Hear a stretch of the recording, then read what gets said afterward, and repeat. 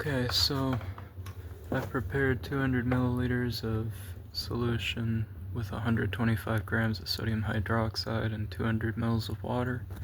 I've added about half of that solution to this set funnel because my big set funnel is completely cracked around the stopcock and I can't use it. So portioned out 250 milliliters or so of methanol, and we're gonna lead the gas into the methanol.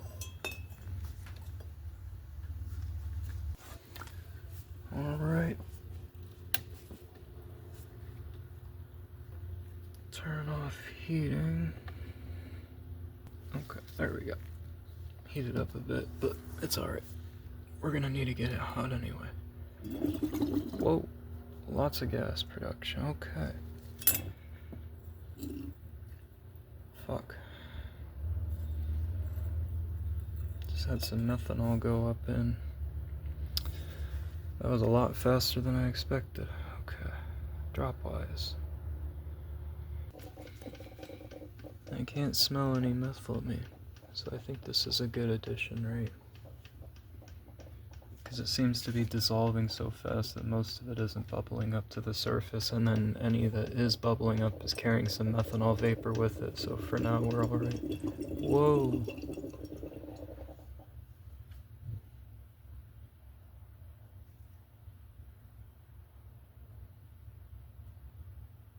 Okay.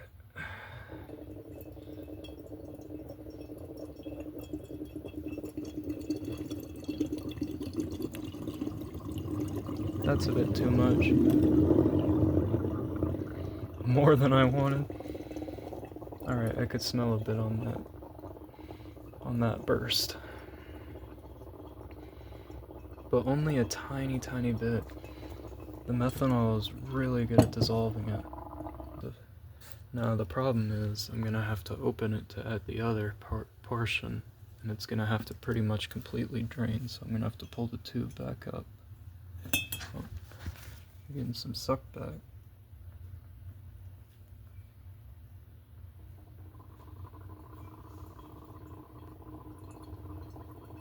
There's a delayed reaction to when it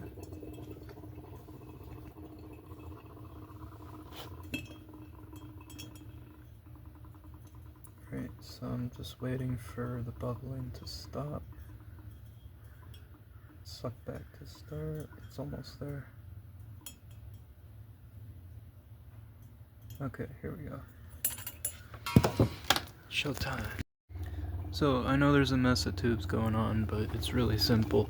After complete addition, I quickly swapped the funnel for this and set the mantle for 90 degrees, and now I'm rapidly boiling off all the methylamine dissolved into the water because it's not soluble in boiling hydroxide.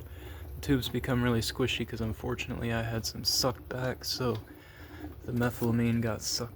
The methylamine solution got sucked back in, about 100 milliliters of it. But thankfully, the methanol's boiling out. Unfortunately, it's ruining my tubes, but they're cheap, so I can get more. But this is really cool. Look at that. It's actually warmed up the methanol so much it started boiling because the hot gases coming in are not as soluble, but you can still see that the methylamine is highly soluble in methanol. I think it forms up to like 65% solutions if you push it, but not at this temperature, so I'm trying to rapidly cool things down. So here's the product of yesterday's hard work. It's got a slight yellow color. The yellow is apparently characteristic of impure methylamine solutions. It did suck a little bit of the hydroxide water inside it. I'm trying to remove it with sieves. You can see some bubbling, and I think that's hydroxide precipitating. But it doesn't really matter. I'm going to keep swapping this back and forth. I'm going to pour this off into another bottle and then add new sieves to it, about 40 cc's. And then I'll dry these in the sun and then dry them under vacuum at 150 C and just keep swapping back and forth between bottles for about a week. and that should get most of the water out slowly. But there's about 75 liters of methylamine gas dissolved in 250 milliliters of methanol, and it raised the solution volume up to like 350 to 400 mils. So definitely worked. And then over here is just a sneak peek of the video coming out later this weekend. This is the aniline I produced. It was perfectly crystal clear, but now it has a bit of a yellow color because it's been sitting over hydroxide. See, the hydroxide's actually starting to turn a bit pink. So it's definitely pulling out impurities.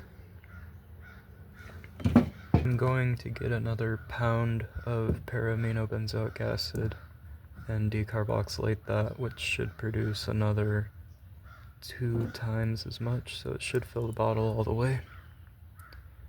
And then I will do a redistillation, so I might do a part 2 on that video, we'll see.